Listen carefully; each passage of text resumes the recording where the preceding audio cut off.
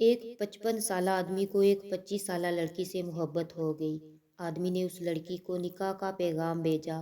لڑکی نے جواب دیا وہ شادی کے لیے تیار ہے، لیکن اس کی دو شرائط ہیں۔ پہلی، اس کا ہونے والا شوہر جوان لڑکوں میں اٹھے بیٹھے گا اور اپنی عمر کے لوگوں سے نہیں ملے گا۔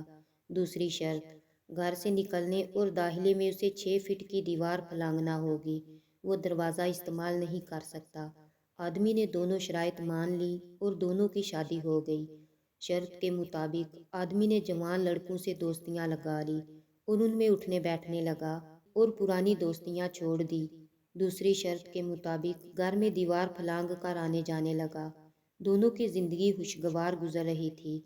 ایک دن اسے اپنا کوئی پرانا دوست ٹکرا گیا اور چائے کی دعوت پر وہ اس کے ساتھ چلا گیا۔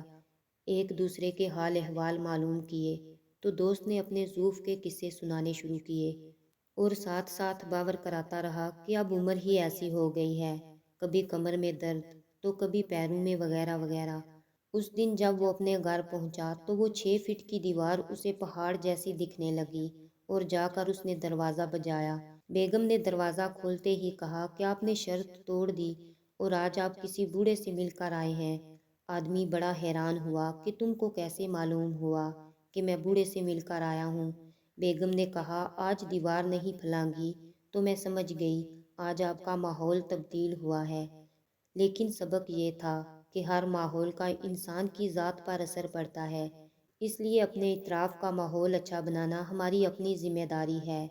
مزید دلچسپ اور معلوماتی کہانیاں سننے کے لیے چینل کو سبسکرائب ضرور کریں۔ شکریہ۔